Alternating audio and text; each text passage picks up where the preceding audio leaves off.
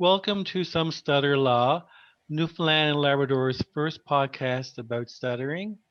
My name is Greg O'Grady, and I am the chair of the Newfoundland and Labrador Stuttering Association and a co-host of Some Stutter Law, Newfoundland and Labrador's first podcast about stuttering, along with my co-host. And I'm Katelyn Mayo. I am a student and an aspiring speech language pathologist, and I'm Greg's co-host on this podcast. Some stutter law mission is dismantling and rebuilding stuttering one word at a time. Some stutter law mandate is in the spirit of Newfoundland and Labrador humor, robust and frank interactive discussion. Some stutter law podcast aims to rebuild confidence and hope for today's and tomorrow's persons who happen to stutter by dismantling stuttering myths, stigma, stereotypes, and barriers. The objectives of our podcast are supporting, raising awareness, and increasing understanding and acceptance of stuttering, providing people who stutter, families, professionals, students, and the general public with current information, research, and resources about stuttering, and promoting the NLSA mission of advocacy and support for people who stutter. Today's Some Stutter Law welcomes Liz Fagan to our podcast. Excellent. Great. So hi to you both. Thank you so much for having me. I couldn't be happier to be a part of this. Yep, as you rightly said, I'm Liz Fagan. I am a local, born and raised in Newfoundland, obsessed with French language and culture. I also use a lot of Russian and German in my work. And I am a linguist and also a musician. Great. Liz, would you share a little bit about yourself to our listeners as a person who stutters? Certainly. So I was very, very lucky to have parents that put me in speech pathology when I was a kid. I didn't start stuttering until I was like 7, but it came out pretty powerfully. It kind of came on tout à coup. And what's funny is because I'm a Newfoundlander, I also speak really quickly, and it would kind of whiz past people, so they often wouldn't notice at first because it would just sounded like a big bunch of syllables anyway.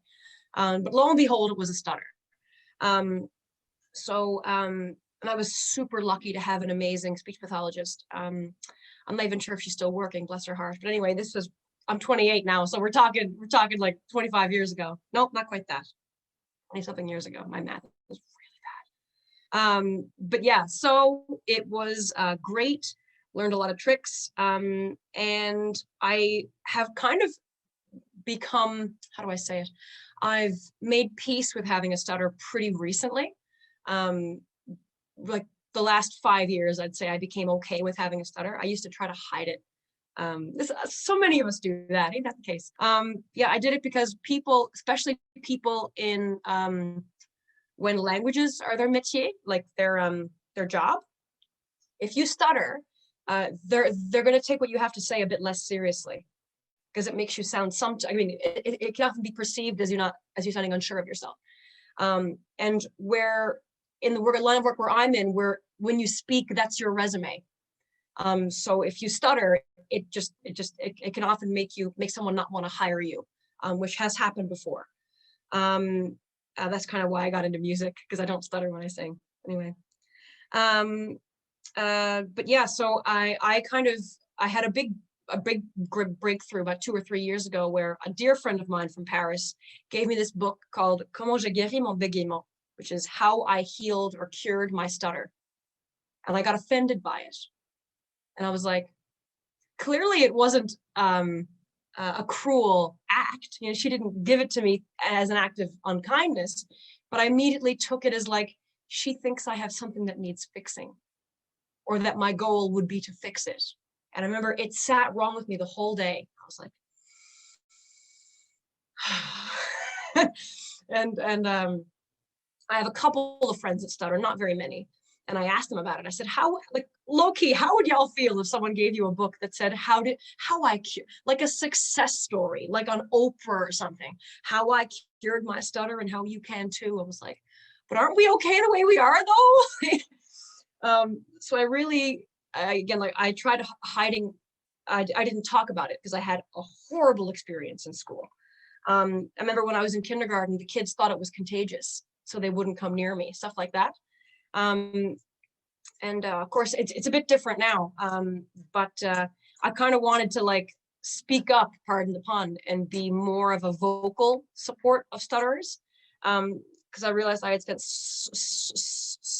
so much of my life kind of hiding my stutter that I kind of forgot that I was a person who stutters. And I've always been that, and it hasn't gone anywhere. So yeah, when I heard about the project, I just was like, oh my gosh, this is ça tombe parfait. Like it falls perfectly into what I'm trying to do. So it's just a big honor, and the fact that I can like speak to like little baby Liz's somewhere, or like little kids who also need that kind of direction is wild, and it's something that I really be remiss if I didn't do. So I'm super happy to share my story. Liz, when you mentioned that in your line of work, you mentioned that there's a lot of pressure, and I'm sure that this is a lot a lot of self pressure induced on yourself to try to, I guess, hide your stuttering still because of you were saying your students may not be able to, may not take you serious. Okay. Do you want to elaborate on that for us? I would. I would hide it a lot when I was the student, if that makes sense. Now I'm still taking courses now. I'm taking a master's degree this year in September, but I still take courses because I just can't allow myself to do nothing. I feel anxious if I don't do it. Anyway, my point is this. When I was in a position of where I had to impress somebody, I would hide it. However, now that I'm in the school system and I'm teaching, I make no effort to hide it whatsoever. And I love when I get questions about it. I remember, Excellent. yeah, like just before the last lockdown, it was grade 2s, little darlings, and I was stuttering. And then one of them said, excuse me, why did you say that word a bunch of times? And I had this huge smile. I was like, here we go. And I looked at the teacher to make sure it was like okay with her. And she's like, oh, go on. And I was like, I have a thing called a stutter, my friends. I was like, it's not contagious. It's nothing wrong. It's just, I've been doing it for a long time. It's gonna happen. It doesn't happen very often, but when it does, it hits kind of hard. And there you go. And to my, I shouldn't say shock, but I was certainly surprised. They were like, okay, no bit of disgust or fear or anything. They were like, it was like saying it was Tuesday. I'd be like, yeah. I was like, was it that easy? It should have been that easy from the start. Why don't, like, I genuinely believe that when it comes to any kind of prejudice, whether it's gender orientation, any kind of differences, that kids are taught how to judge. They're taught how to treat differences. And to see like at this curiosity, this is the thing, curiosity is not a bad thing. I love when I get asked questions about it.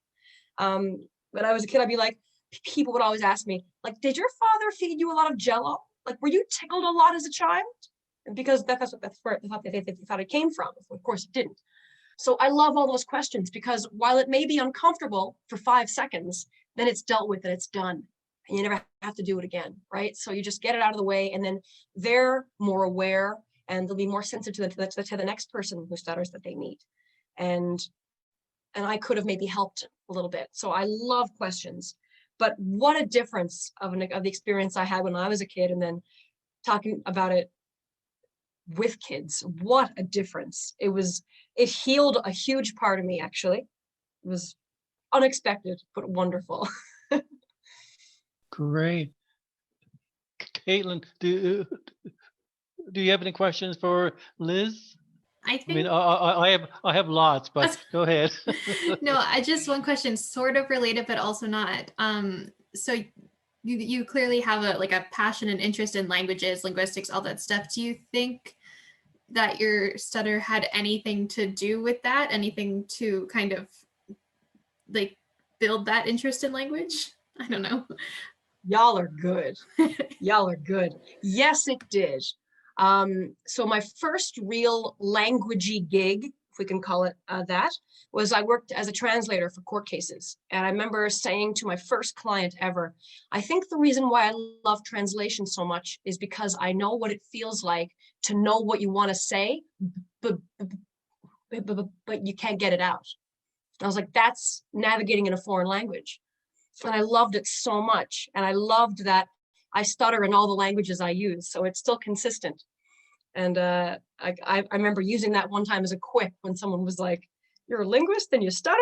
And I was like, yeah, I stutter in 4 languages. It's served me well. Yeah. And they're like, it's a fun conversation starter. I remember when I got my bachelor's degree in 2015, I put up the hashtag stuttering linguist. I was just so proud of myself. But yeah, so I would say it had a lot to do with it. Yeah, because I'm all about translating personalities, like in the people that I tutor, or even myself, because I'm always still learning and getting more languages. I remember saying, like, I don't want to speak like how they teach you in school. I want to copy colle what I am as a person and then put it in a different context. So I'm still quirky. I still talk too much. I still have really weird senses of humor. I can't follow a straight line of topics. I just get too excited and start hopping. So in all my languages, I do that. So of course, having my stutter still be there is so important to that I wouldn't be me without it. So yeah. So when mention tricks, do you still use tricks or do you still feel pressure to hide your stuttering if you're talking to adults in any professional situations, or is Liz very comfortable, very open, and very accepting of stuttering? I have 2 things to say. First of all is I think this is true of all people who are open and accepting of the world, is that they have a hard time being open and accepting with themselves. I'm still learning how to do that. And so I was always open and accepting of, I don't even want to say shortcomings, that isn't the right word, but of little idiosyncrasies that kind of make us more unique. I was always very accepting of that, but I was very harsh on myself. Actually for a while, and sounds very sad, I didn't speak for about 4 months. I think I was like 13, and I decided I was going to use sign language for the rest of my life. And I learned maybe like functional signs. Now, could I do any of it now? Not really, but I remember being convinced, like, I'm not going to speak anymore. That's fine. But I remember one time I would start to stutter my signs because I wanted people to still know it was still me. And I was like, well, then speaking can't be all that bad. So I kind of went back to it. It's hard to describe. But anyway, there you go. It's a very tumultuous relationship it's like, even if you didn't have a stutter, you would have that journey of like accepting yourself wholly as you are, which is not easy. So I'm 28 and I'm still navigating who I am as a person and how to have interpersonal interactions. And the first part of your question, oh yes, do I still use tricks? Yes, I do. There are 2 that I'm quite fond of. But are they performative? No. I don't do them for anybody. I do it to facilitate my own comfort when I'm speaking. I have a hard time saying the word sometimes. So I'll often say humtimes. I'll put an H in front of it because it's a fricative. It sounds a bit like it. And if you say it fast enough, no one notices. So I do that a lot. And I also love a gentle onset. I remember when I learned, I think I was in grade 4, and my then speech path was fabulous, taught me about gentle onsets, which is where you put an H in front of a vowel, which I thought was really funny because my friends at the time were Erica and Andrea. And of course they became Herica and Handria, it was funny because I never stuttered on their names again, but I never pronounced their names correctly ever again either. So yeah, I still do a lot of gentle onsets, and I do a lot of, I'll swap letters that sound a bit similar sometimes, and just almost as more of an experiment. You're like, I wonder if anyone's going to pick up. I just switched letters just for fun. But yeah, so I say sometimes a lot. Liz, as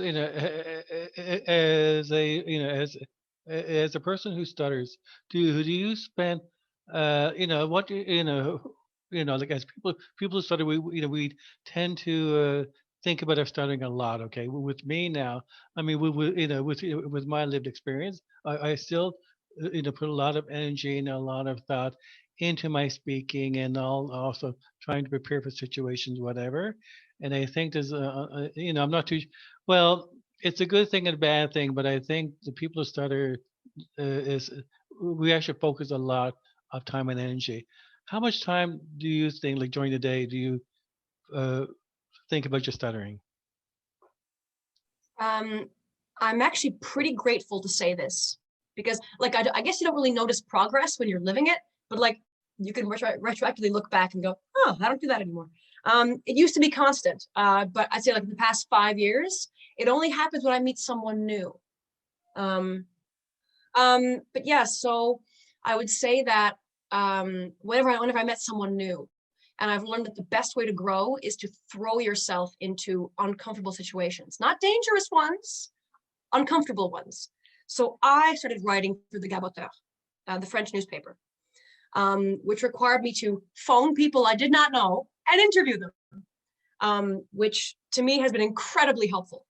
And I will say this, I have never had one interviewee mention it, bring it up or anything. Very, very patient with me. In fact, all they'll say is, my God, your French is beautiful. And I'm like, thank you so much.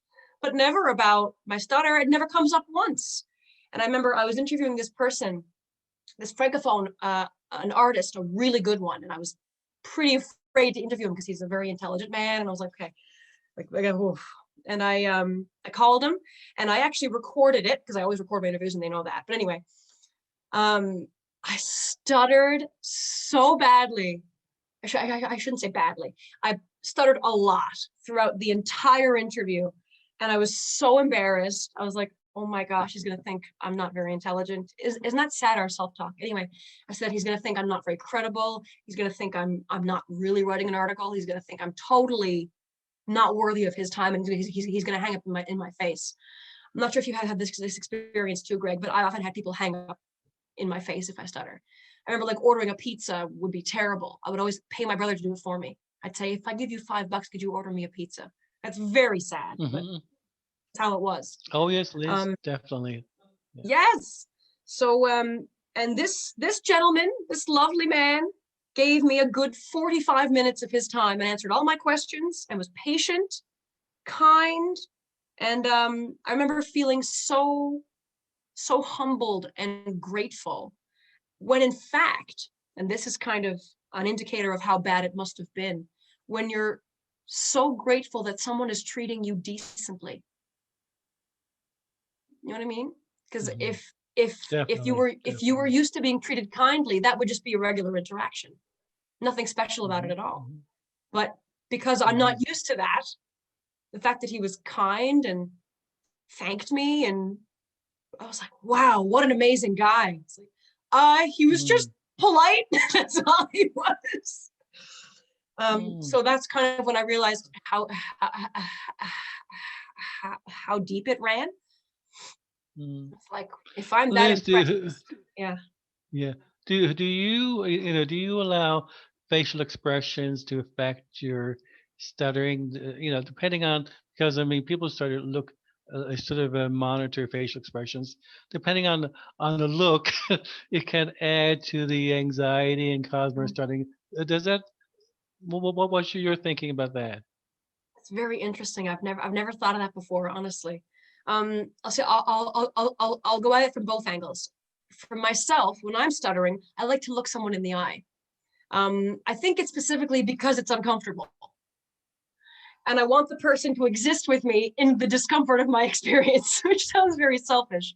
But I'm like, don't be afraid. I'm not, in any kind of a medical crisis. I'm just stuck on a word. Give me a second. And I'll often smile. I have a friend who, when he stutters, like he'll say because of course every stutter is different. So you could have like a motor stutter where your movements are affected. He can just pour a cup of coffee. He'll be stuck on a word and go, and he'll keep going on about his day, which I find so sweet and so genuine. Because like, it doesn't have to stop your life. Like you can just, it's like, I'm having a minute, give me a second. Like, I really love that. But however, the eyes of other people when I stutter, that is a very uncomfortable thing. Because you can tell how uncomfortable they are and they feel bad for you. I guess I'm projecting that. I have no way of confirming that. But as a pretty good reader of social cues, people get really uncomfortable when I stutter. And they'll often look away from me. They'll look at something else, or my worst is they'll pull out their phone. I'm like we're still having a conversation, friend. Like that's not, but anyway, it's just, and again, like I have compassion for them, because I mean, if I'm the first person who stutters that they've met, how would they know that that isn't the etiquette, right? How would they know? But yeah, and I remember I find this quite sad, but I'm deciding to transform it into a learning moment. When I meet someone for the first time and they hear my stutter for the first time, something in their eyes changes. Something in their eyes change. Because because I've had people before very innocently, I guess, making fun of their friends, as they always would. Like if you get stuck in a word, they'll say, yes, come on now, what are you trying to say? And then they don't know that I'm a person that stutters. So when I do it, they'll often mimic it back to me. So for those 4 seconds, I'm horrified and near tears. And then they kind of realize that I have a stutter and they go, oh my God, I'm so sorry. And I'm like, you know what? You probably shouldn't assume someone's okay with that. Like, firstly, second, even if you love someone, why would you make fun of them? Like, oh, I could tear up now. It's so painful. But yeah, that's what I noticed about it, is other people's eyes. And then I guess when I want to look in their eyes when I'm stuttering, it's because I want you to feel what I'm feeling. And it isn't a stressful thing. It shouldn't be. It should be, I don't know, it should be like looking at someone when you're laughing. My body is having a reaction. Something is funny and I'm laughing and I want to look at you. That way we're both in that moment together when we're laughing. So I want someone to be there with me. It's interesting. This is the first time I've heard of looking into someone else's eyes to I guess to assess or make sure that they're feeling the same way you are. They say that the eyes are the window of the soul. That's what they say. That's the old cliche. Liz, do you have any? Now, before I ask another question, Katelyn, do you have any questions? I mean, I could also come up with a ton of questions, but if you've got your questions ready to go, you can ask them and I can pop some in at the end or whatever. Okay. Liz, do you have any advice for people who stutter in general? What advice would you give us? I would say that it bespeaks nothing of your intelligence, because I have a really big intelligence insecurity. Of course, a lot of other factors play into that, but I have this deep-seated negative talk, which is not true. I know it isn't true, but my mind will say that you're not intelligent, you're not very smart. And that was one of the biggest proofs, entre guillemets, that I had, was my stutter. I was like, well, if I were intelligent, I wouldn't stutter. And I've had that since I was like 7. I remember being very young and being like, well, I can't formulate my sentences correctly. You know?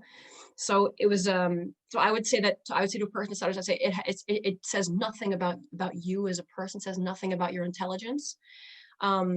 It's like saying, like, having asthma makes you less intelligent. It's ridiculous.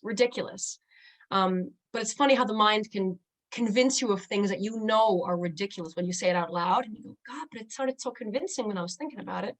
And you say it to a friend and they're like, you know how ridiculous that sounds. And you're like, yeah. But yeah, that's what I would say. I'd say that you are intelligent and that what you want to say is worth saying, even if it's to laugh at something, even if it's to tell a story that you've told 1,000 times, please tell it again. That everything you have to say is worth hearing. Please don't silence yourself. That's what I would say.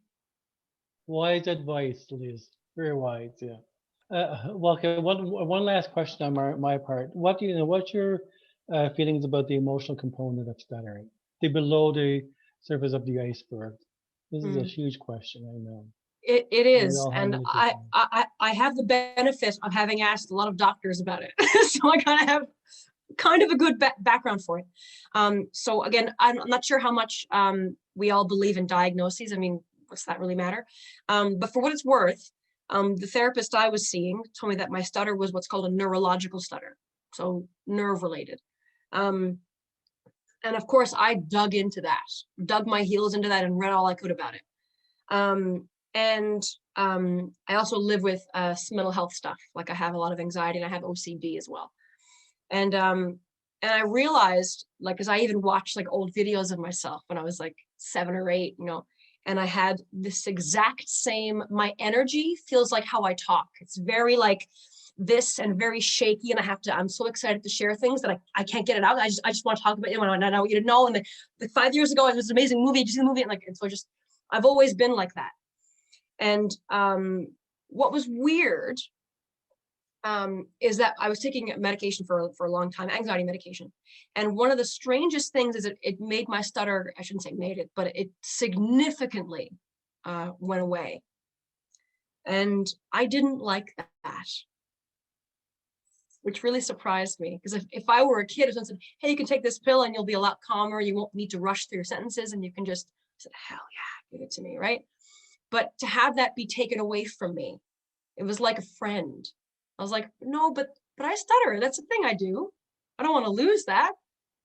So yeah, anyway, so I'm no longer taking it and my stutter came back. And I actually had a really honest conversation with a couple of friends of mine. They were like, you gave me a ride a couple months ago when you were stuttering really badly. Like, did I offend you? Were you upset with me? I was like, oh, no, I'm just not on the medication anymore. And they were like, oh, thank God. I thought you were angry with me. I was like, but it felt like coming home to a stutter. That's interesting. But anyway, that's my experience with it. Katelyn? Yeah, I did want to ask one more thing. So you mentioned early on that it was just recently, within the past couple of years, that you kind of reached that point of acceptance with your stutter. Was there like a key person or thing or experience or something that kind of set you on that journey towards acceptance? Definitely. I would say that it was my friend Parisienne, the Parisian woman who gave me that book, said how to cure my stutter. And I was so upset by that, which I didn't think I was going to be upset by. Because again, it's the intention. She didn't mean for it to be that way. But I was like, why use the word cure? Because guérir, it means heal, but also cure. And I'm like, neither one of those are very polite, but I couldn't put my finger on why. I was like, I've been rubbed the wrong way by this, and I don't know why. And I had to like face some things in myself. And I realized it was because she was trying to change me, even if she thought it was for the best. I mean, like, that's like saying someone has poison ivy and you wish they didn't have it so they wouldn't suffer. I remember being like, but that's not what this is, right? It's like saying, I wish you didn't have blonde hair. Like, it's so weird. But yeah, so I decided that I wasn't going to let anybody, even God, it's quoi le mot, pas néfaste. There's in a way that's not negative, in a productive way. There you go. In a productive way, I wasn't gonna let someone change me, even in a productive way, but I wasn't gonna let myself change myself. I was like, no, you were made this way, and that's how it is. And I'm someone that has a stutter, and that's totally fine. I think also when I'm giving all this advice, I'm a firm believer that when you give advice, you're really also giving it to yourself. So I'm like, speak up, Liz. Don't be afraid to speak your truth. Always tell a story. Everything you say matters. And I'm like, gee, thanks, Liz. Yeah, it's funny how that works. But yeah, so that was the moment, I would say. I'm always amazed that whenever I listen to other people's story that stutters, I also learn as well. Because we help to motivate and inspire each other. So thanks a lot, Liz.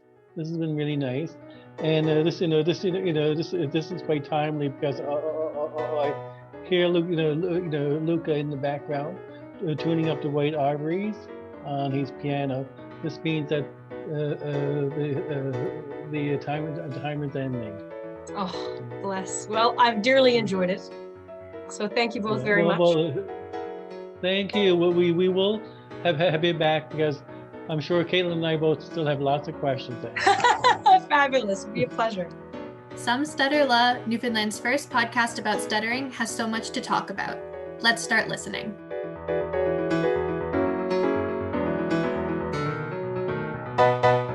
This has been an episode of Some Stutter La, Newfoundland and Labrador's first podcast about stuttering. Some Stutter La is hosted and produced by Greg O'Grady, Katelyn Mayo, Dr. Paul DeDecker, and Luca Dinu. Some Stutter La is available on Anchor, Spotify, Breaker, Google Podcasts, Pocket Casts, and Radio Public. To ask a question, send us a comment or suggestion, or just to get in touch, find us online at Some Stutter Podcast on Instagram or Some Stutter La Pod on Facebook. Thanks for listening.